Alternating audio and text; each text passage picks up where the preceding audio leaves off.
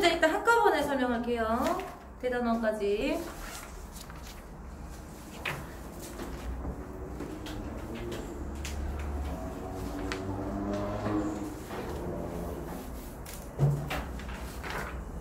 페이지 285페이지입니다.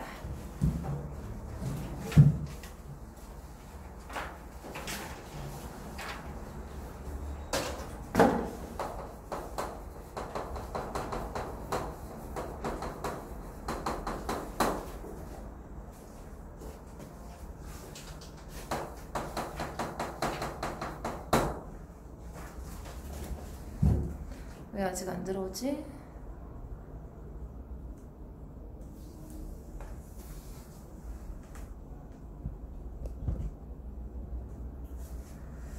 들어와야 되는데. 아, 들어왔네요. 자, 여러분 이거 비평문이에요. 자, 비평문이라고 하면 이걸 비판을 한다, 나쁘게 얘기했다 이렇게 생각하면 안 돼요. 여러분 얘를 평가를 한 거라고 생각을 하시면 그게 비평문이거든요. 그래서 이 윤두서의 자화상이라는 작품이 있어요. 여러분 이 작품을 가지고 비평을 한 거라고 생각을 하시면 돼요. 자, 그렇기 때문에 논리적이어야 돼요. 왜냐면 여러분 이것이 작품성이 있다 없다를 이야기를 해줘야 되잖아요. 그러면 얘가 그것을 그렇게 평가한 근거가 있어줘야 돼요. 이해되시죠? 그렇다 보니까 당연히 논리적일 수밖에 없다는 거죠. 그리고 이 작품 자체를 분석을 해주고 있고요. 해석을 해주고 있어요. 그리고 작품 어떻게 생겼는지 묘사는 해야 될 거 아니야? 눈에 보이듯이. 그래서 묘사적인 성격도 함께 있다 생각을 하시면 될 것 같아요. 규리씨 안녕. 오늘 하영이가 지각을 할 거라서 이따 하영이 오면 인사시켜줄게. 하영이 오면 인사시켜줄게. 더우면 말씀하세요. 에어컨 틀어드려요. 자, 특징! 대상에 대한, 여기서 대상은 윤두서 자화상이에요. 여러분 아셨죠? 유순터 그림 자화상이고, 논리적 분석과 해석 과정을 통해 글을 전개하고 있고, 대상을 세밀하게 묘사를 해줘야 돼. 그림이니까, 대상이 그림이니까 묘사를 해주셔야겠죠. 그렇죠? 대상에 대한 의문을 제기해. 여러분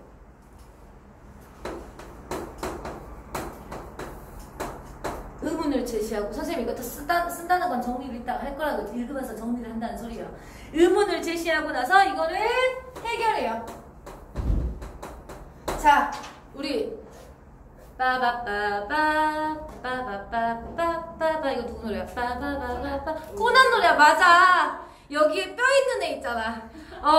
여기 이렇게 뼈 있는 애 여기 이렇게 뼈 있는 애 코난인데, 자, 코난이 추리를 하잖아요. 그쵸?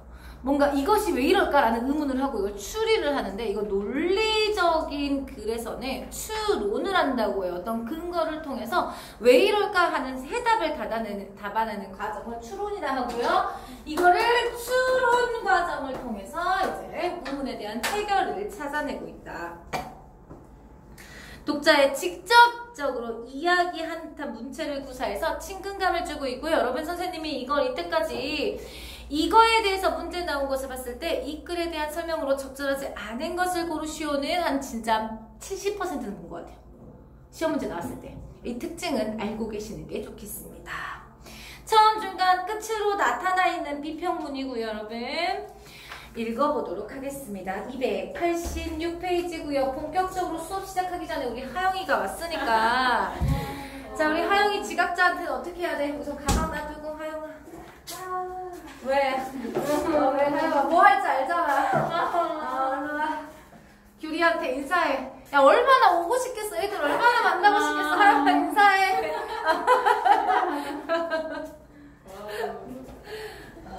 좀 덥나요? 에어컨 틀어드려요? 괜찮아요? 아직? 본격적으로 읽어볼게요. 286쪽이고요. 하영아 책 꺼내고 이거 앞에다 해야 돼. 칸막이. 세나야 칸막이. 너무 벽이 느껴지네요. 벽이 생겼으니까 벽이 느껴지죠. 당연하죠. 이상한 애야. 자, 본격적으로 시작해봅시다. 카길 처음 부분 무엇에 대해서 설명하고 있냐? 윤두서의 자화상을 보고 여러분 떠오르는 생각을 어려운 한자말로 상념이라고 해요. 상념, 상자, 념, 생각 이런 뜻이에요. 이해됐습니까 여러분? 생각을 떠올렸어요. 보겠습니다. 여기 40을 넘긴 한 남자의 초상화가 있다. 그것도 자기 얼굴을 자신이 직접 그린 자화상이다. 어떤 인물이었는지 나중에 살펴보겠지만 공제 윤두서이다. 자 여러분 처음에 이 사람을 보고 나서 느낀 인상에 대해서 이야기를 해주는데요. 이분의 눈매는 상당히 매서워서 첫인상만으로 보는 이를 압도한다. 자 처음에는 처음 이 글을 봤을 때 눈매가 밑줄 쳐요. 눈매가 매섭다.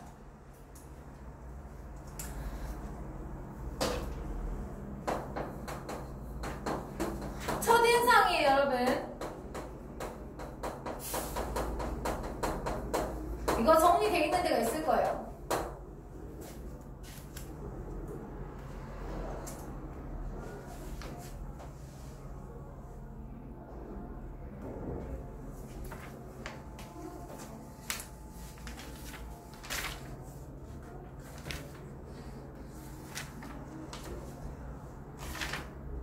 안 돼 있네요. 그래서 보는 이를 압도한다라고 생각을 했고요, 여러분. 수염은 어떻대요? 수염이 활활 타오르는 것 같대.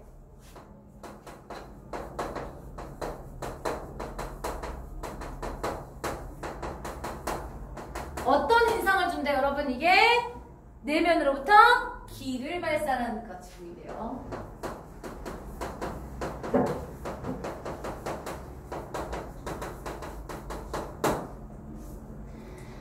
이렇게 작품을 계속 봐나면 점차 으스스한 공포감, 자 이런 것들이 무엇을 주더라? 공포감을 주더라. 처음에요. 처음에 첫인상이요. 이 첫인상은 이제 나중에 바뀌게 될 겁니다. 이 사람은 누구인가? 무사인가? 여러분 지가 물어보고 지가 대답해요. 지가 물어보고 지가 대답해. 문답법이에요. 어려서부터 용력이 남달랐으면 일찍 그 출중한 부위를 갖추었던 인물일지도 모른다. 그래서 모른다. 여러분 아직까지 추측이야. 이 사람은 누구인가에 대한 추측이 아직까지 이해됐어 여러분? 아직까지 추측이야. 그리고 어떠한 극한 상황에서 침착성을 잃지 않았던 내고 만성품의 장본일지도 모른다. 아니 어쩌면 그는 너무나도 비극적인 치유를 맞았던 인물일지도 모른다라고 무엇을 보고 이 그림의 첫인상에서 느낀 점을 보고 추측을 하는 거야. 추측을. 이해됐어요? 인물이 어떨 것이라고 추측했어요 여러분? 무예를 갖추었거나 용력이 있었거나 장군이었거나 비극적인 최후를 맞았을지도 모른다라고 추측 다 쓰진 않을게요. 이제 나의 부분에 추측이 나타나 있습니다. 이해되셨습니까? 나 부분에 추측이 나타나 있어요. 첫인상은 이렇게 보는 이에게 기억 속에 강렬한 에너지의 낙인 은유법. 은유법지가 오래도록 지속되면서 10,000가지의 상념의 뿌리가 된다. 은유법. 첫인상이요. 첫인상의 원관념은 첫인상의 첫인상. 첫인상이 원관념이고요. 상념의 뿌리가 보조관념이 됩니다. 됐습니까?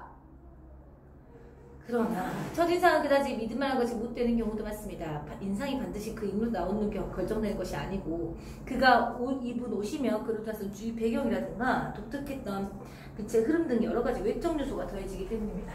자, 추측은 이렇게 했는데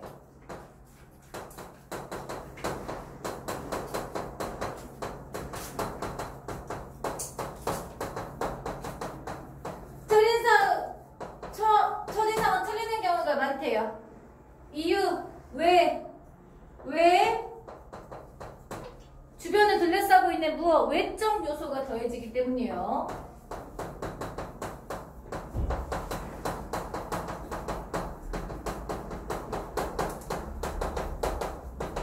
여기까지 정리되세요? 여기까지, 나글까지 여기까지 해결한 겁니다. 첫인상에 대해서 느낀 점을 이야기를 하고 그것이 어떤 인물일까라고 인물을 추측을 했지만 사실 첫인상은 틀리는 경우가 요소가 많더라. 외적 요소가 더해지기 마련이니까까지. 그러니까 이 윤두서의 자화상을 보고 떠오른 여러 가지 생각들을 올려놓은 거죠. 그쵸? 그래서 처음엔 윤두서 자화상에 대한 상념과 첫인상에 대해서 이야기를 해놓고 있는 겁니다.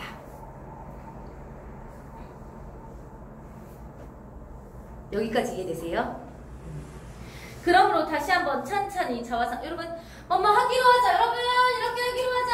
아까 특징에서 뭐라 했어? 여러분한테 직접 말을 건네는 듯한 느낌을 준다고 했잖아요. 여러분한테 친밀감을 자 여러분 이렇게 하기로 하자 그랬으니까 그죠? 여러분에게 직접 말을 건네는 것 같은 느낌을 주는 말투입니다.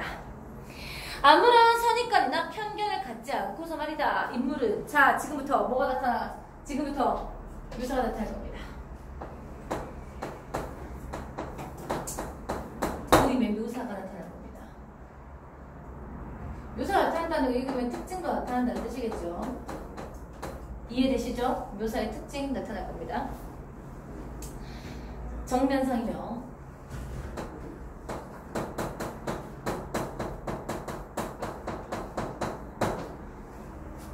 좌우대칭을 이룹니다.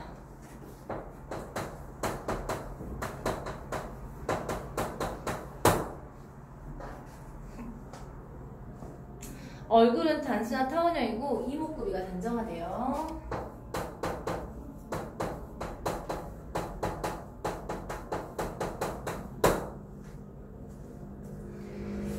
좌우대칭의 정면상은 입체감을 걷기 어려워요. 그쵸? 그러나 얼굴 전체에서 바깥으로 뻔한 수염이 표정을 화면 위로 떠오르게 해요.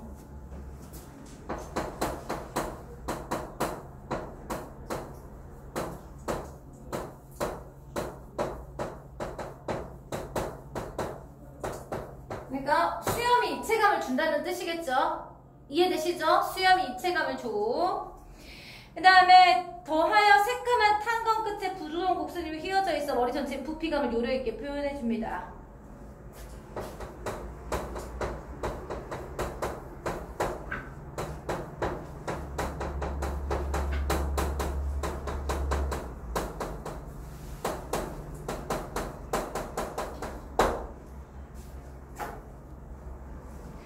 그런데 이게 무슨 말이에요? 전체적으로 극사실적이다. 됐어요?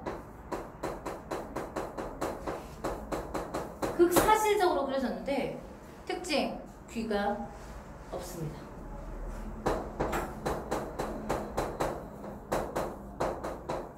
여러분 옛날 조선시대 때 신체 발부는 수지 부모라 부모님께서 물려받은 거 다 솔직하게 사실적으로 해야 돼요. 주름 하나, 털 하나까지도 모공 하나, 점 하나도요. 근데 귀가 없대요. 이렇게 사실주의적으로 그렸어요. 이상하죠? 목과 상체도 없습니다.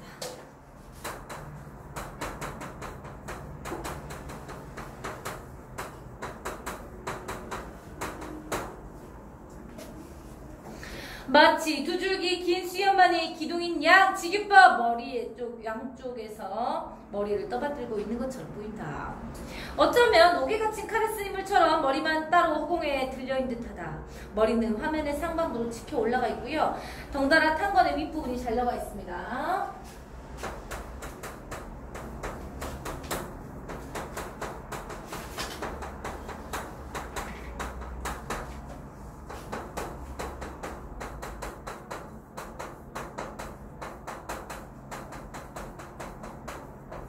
자, 그럼 대충 알겠다.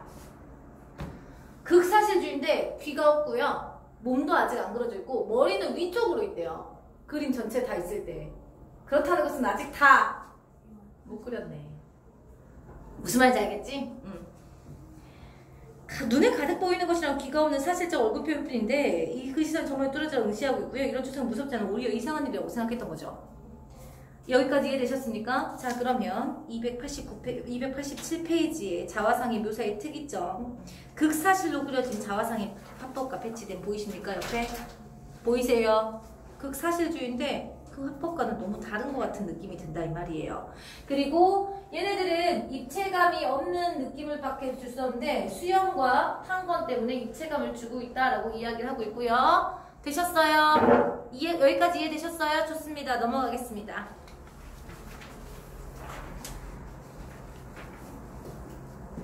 윤두서의 자화상은 우리나라 추상화 가운데 최고의 걸작, 불후의 명작이라고 일컬어지며 국보 240호로 지정돼 있다. 여기서 이 작품에 대해서 질문 하나 던져보자. 질문 던진다니까요. 대체 작품 속의 인물이 윤두서라는 사실을 어떻게 확인한 것이냐?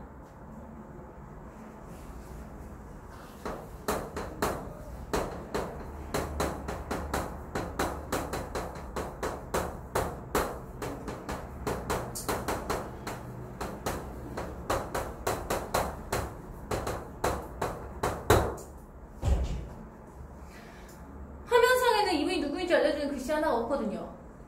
윤두서에게는 아들 윤덕희나 손자 윤용 등의 그림을 잘 그렸던 손자들도 있어서요. 만약 현 작품이 다른 다만 후손들이 입에서 통해서만 공제의 추상화라고 전해져 내렸다고 한다면 혹시 무정한 세월의 흐름 속에서 본의 아니게 잘못 전해질 수 있죠. 더군다나 작품의 가로에는 접힌 금 같은 간격이 7줄이나 보이고요. 이것은 작가가 종이를 줄줄 말은 상태에서 그대로 납작하게 눌려서 생긴 금이거든요.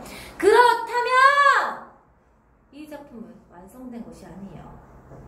독자로 표구도 안 돼 있고요. 갑자기 작업이 중단될 때 오랫동안 여러 종이 뭉치 속에 섞여 있다가 뒤늦게야 후손이 발견된 겁니다. 자, 여러분, 미완성인 거 뭘 통해서 알 수 있대요? 사실적인 그림인데 귀가 없어. 이해됐어요, 여러분? 하체도 목이나 상체가 없죠. 그리고 가로로 7개가 있어요. 돌돌 말아서 눌린 장국이라는 뜻이겠죠? 이것을 통해서 미완성이라는 것을 알 수가 있다는 뜻이에요.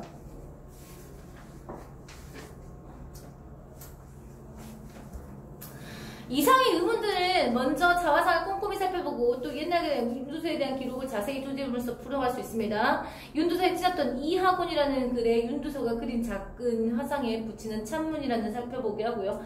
효어는 윤두서의 자이죠. 6자도 되지 않은 몸으로 세상을 초월하는 뜻을 가졌구나. 그러니까 180cm가 안 됐다는 뜻이에요. 긴 수염은 나부끼고 안색은 붉고 윤택하니 보는 사람이 그가 도사나 검객이 아닌가 의심할 것이다. 그러나 진실하고 삼가고 물러서서 경하한 부모는 역시 홀로 행실을 가다듬는 군자라기에 부끄러움이 없다. 자, 인물 외양과 내면에 대한 내용이 둘 다 있어요. 설명이. 찬문에 묘사된 인물의 생김새는 분명 윤두서의 자아성 그것과 같아요. 그러니까 얘는 뭘 보면 해석가 될 수 있다는 거예요, 여러분. 윤두서 그림과 그림의 얼굴과 찬문 됐습니까? 찬문을 보면 해결이 된다. 이런 얘기를 해놓고 있는 겁니다. 홀로 행실을 가장 군주로서 성실하게 삼가고 물러서서 경하는 풍모를 보인데 그 자화상의 처지상 어째서 무섭까지 느껴지는 것일까? 일찍 감시관이 높았던 고 최순우 전 국립박물장은 윤두서의 자화상 처음 됐을 때 인상을 회고하면서 충격적이라고 고백했대요. 여러분 그 말, 이 사람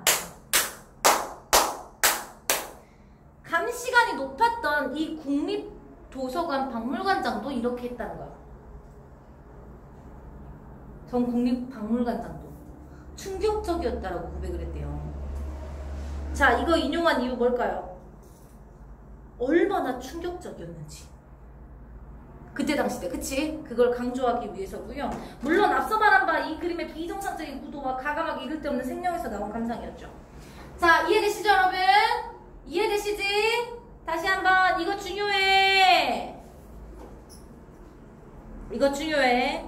자화상 첫인상이 충격적인 이유 이거 중요합니다. 여러분 말씀드렸습니다. 그 때문에 자화상은 놀라운 사실적 묘사에도 불구하고 아니 묘사가 사실적만큼 더욱더 몽환 중에 떠오른 영상처럼 섬뜩하게 느껴지는 이유 됐습니까? 묘사가 사실적이고 비정상적인 구도, 과감하게 이를 데 없는 생략 때문에. 근데 왜 얘는 겸양하는 풍모라고 했잖아요. 그치? 이해됐어요? 이 찬문에서 겸양하는 풍모, 선비의 풍모가 나타난다 했단 말이에요. 어디에서 찾아볼 수가 있느냐?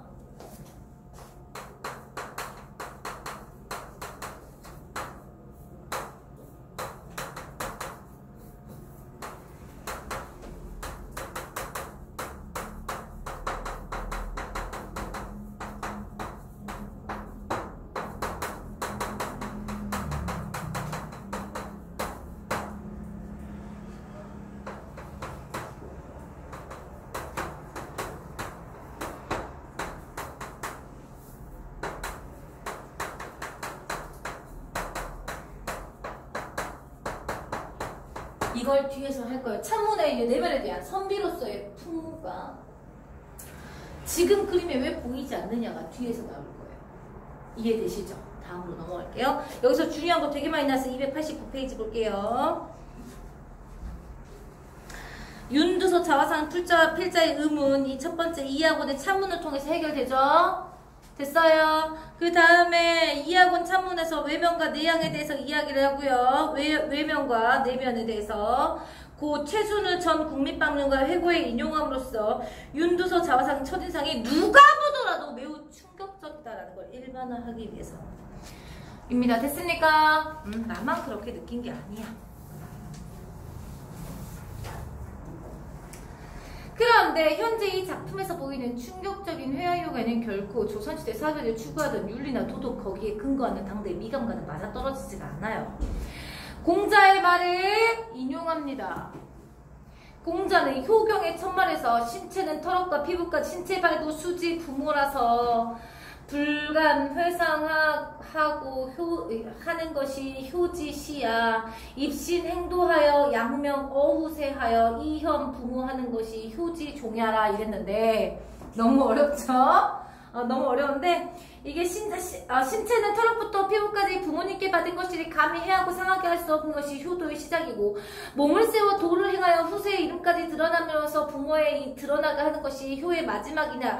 이거는 여러분 털옷까지 다 그려야 된다는 뜻 아니겠습니까? 사실적으로. 그런데 그러므로 귀를 떼어내고 신체를 생략한 그림을 그린다는 것은 도저히 사대부가 할 수 없죠. 실제로 이렇게 그림을 그리려고 했었으면 선비의 풍모다 이렇게 얘기를 할 수가 없죠. 공자랑 안 맞는데? 맹자님이니? 공자님이 말한 거랑 안 맞는데? 자, 앞서 자화상 현상이 작가가 의도한 결과물이 아니라 우연히 작업이 중단되었기 때문에 추측한 까닭은 바로 이것 때문이에요.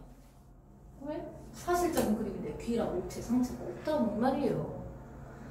자, 중간이 그런 의심을 품고 있던 1995년 가을 국립박물관에서 개최 예정인 담원 김홍도주를 준비하면서 백방으로 관련 찾던 바쁜 와중에 뜻밖에도 58년도 윤두 자화상 옛사진을 발견하게 됩니다.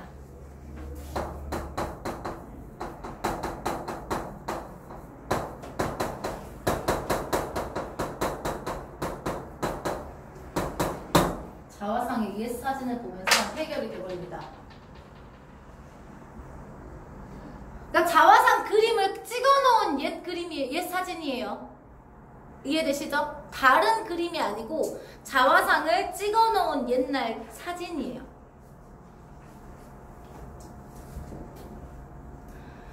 이것은 1973년에 37년에 조선사 편수에서 편집하고 조선 총독부가 발행한 조선 사료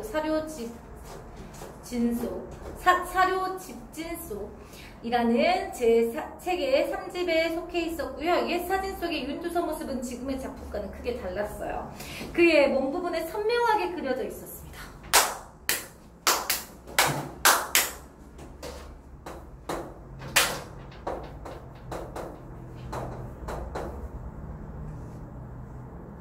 몸이 있었다니까. 몸이 있었나. 그 결과 현 상태에서 몸이 없이 얼굴만 떠있는 거의 충격적이라고 부를 만큼 지나치게 강하고 날카롭게만 자화상 속의 모습을 훨씬 더 어지러워 보이고 침착하고 단아한 분위기.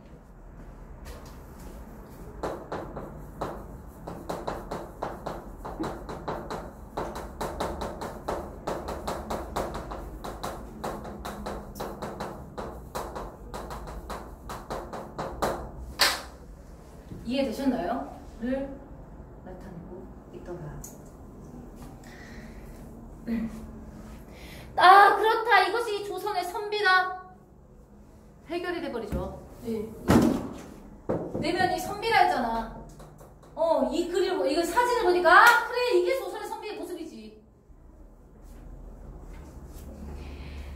조선의 선비라면 어디까지나 완만하게 중용의 미감을 지켜나갈 그 학문의 성량의 정신에 걸맞고 윤두선 옛사진 속에 도포를 입고 있었고요. 단장, 여러분 여기 묘사예요, 묘사. 단정하게 여민옷과 정돈된 옷주름 선은 완만한 굴곡을 낸 고르고 기품 있는 선으로 이루어져 있고 넓은 기세에 깨끗한 동정을 닿았고 딱딱한 동정과 부드러운 천에 살짝 주름도 잡혔습니다.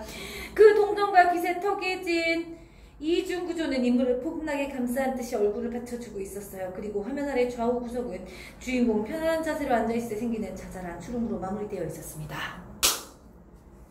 상반신의 모습이 있었다는 뜻이에요. 이걸 묘사를 해주고 있죠. 그러나 가장 두드러진 차이점은 앞면에서 나오는 임자함.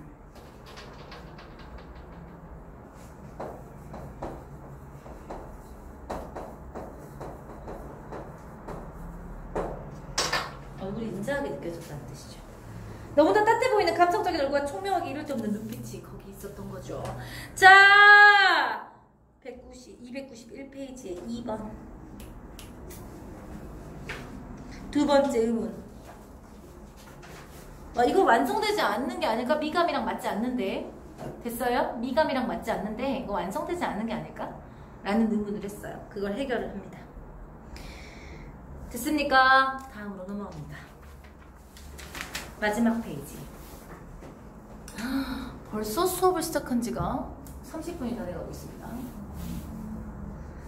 원래 있었던 윤두서의 자화상 사진 속의 상반신 윤곽선이 유효 어떻게 해서 감짝까 세 번째 질문. 어떻게 해서 감쪽같이 사라졌을까? 됐습니까? 비밀은 몸이 유탄으로 그려진 데 있었습니다. 유탄이란 지금의 스케치 연필에 해당하는 것으로 버드나무 가지로 만든 가는 수치인데요. 밑그림을 그렸다는 소리예요. 사실적으로 그려야 되니까. 무슨 말인지 알겠죠?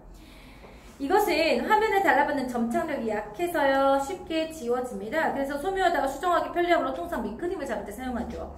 그런데 자화상의 경우 주요 부분인 얼굴부터 먹선을 올려 정착시키고 몸 전체는 우선 유탄으로만 형태를 잡은 과정에서 미처 먹선이 올려지지 않은 상태, 즉 미완성의 상태로 전해오다가 언젠가 그 부분이 지워져 버린 건데, 여러분 이거는 그림을 보고 안 거예요. 그쵸? 사진을 보고. 그런데 여기서부터는 추측이야. 왜 없어졌을까 하는 추측이야, 여러분. 사실은 아니고요. 이랬지 않았을까? 됐어요?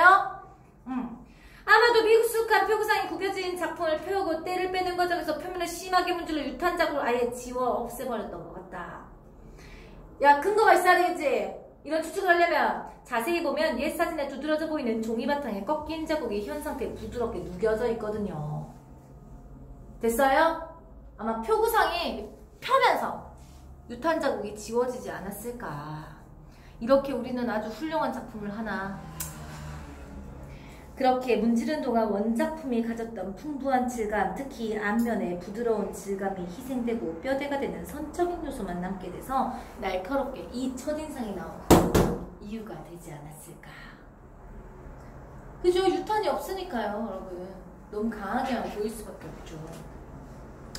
자, 여러분 아직까지 뭐가 안 나왔어요? 이거 비평문이잖아. 뭐가 있어야 돼? 평가가 있어야 돼. 근데 아직 평가 나왔어? 안 나왔어? 안 나왔잖아. 맨 마지막에 평가가 나와요. 이제 지금껏 조선의 초상화의 최고의 걸작이며 파격적인 구도를 가진 완성작이라고 생각해온 자화상은 미완성작임이 확인되었다. 그래서 기가 없었던 것, 또 완벽하게 마무리된 수염에 반해서 눈동자가 너무 진하고 약간 생경해 보이는 것도 그 때문이었죠. 하지만 미완성임이 단언하다 해서 실망할 것은 없다. 작품의 예술성도 미완성이라고 절대 말할 수 없고. 무슨 말이에요? 작품은 미완성이지만 예술성은 충분히 걸작이다.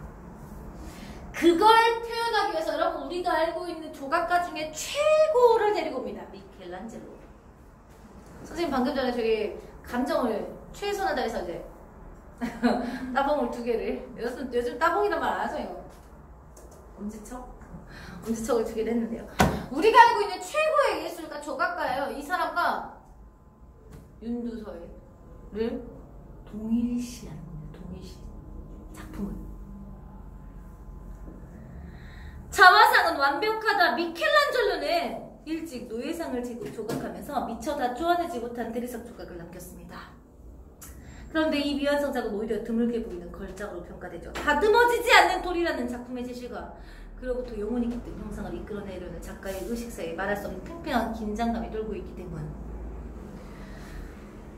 그와 같이 자화상 또한 미완성작에서 오히려 그 덕분에 밑줄 마지막까지 마지막 손길이 더해지지 않은 작가의 자신에 대한 심오한 상념이 전개되는 과정과 생생한 자기 성찰의 흔적이 그대로 보여주기 때문에 미완성이지만 걸작이다.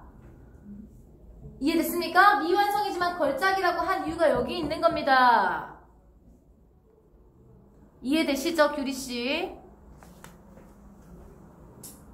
그렇다면 미켈란젤로 윤두선 어쩌면 똑같은 미완성, 더 이상 손댈 수 없는 완성을 발견을 해버려서 그만둔 것이 아닐까 라고 이야기를 하면서 끝내고 있는 겁니다. 얘는 평가를 매우 긍정적으로 했죠. 됐습니까? 자, 중요한 거 293페이지에 3번 윤두서 자화상이 미완성 걸작인 이유, 마지막 손길이 더해지지 않은 작가 자신의 심오한 상념이 전개되는 과정과 생생한 자기 성찰 흔적을 보여주고서 높은 예술성을 가졌다라고 이야기했고요. 여러분 넘어가지 마시고 292페이지 날개 문제 보이십니까? 노란색. 중요하니까 읽어보실게요. 노예상에 대한 평가를 제시한 까닭 윤두서의 자화상도 미켈란젤로의 노예상과 같이 미완성작에 불구하고 뛰어난 예술성을 가진 별작으로 평가받는 공통점이 있다 라고 하면서 자화상의 예술성을 강조하기 위해서 비교를 해놓은 겁니다. 됐습니까? 비교는 공통점. 여기까지 질문 없습니까? 질문 없습니까? 여러분들 옆에 있는 문제랑 내신적 중개상 문제랑 대단원 문제까지 전부 다 풀고 선생님한테 오답을 설명을 드리시면 되겠습니다. 규리도 전부 다 하고 나서 선생님이 카톡으로 답지 사진 찍어 보낼 테니까 채점을 하고요. 고생하셨습니다. 고생하셨어요, 여러분.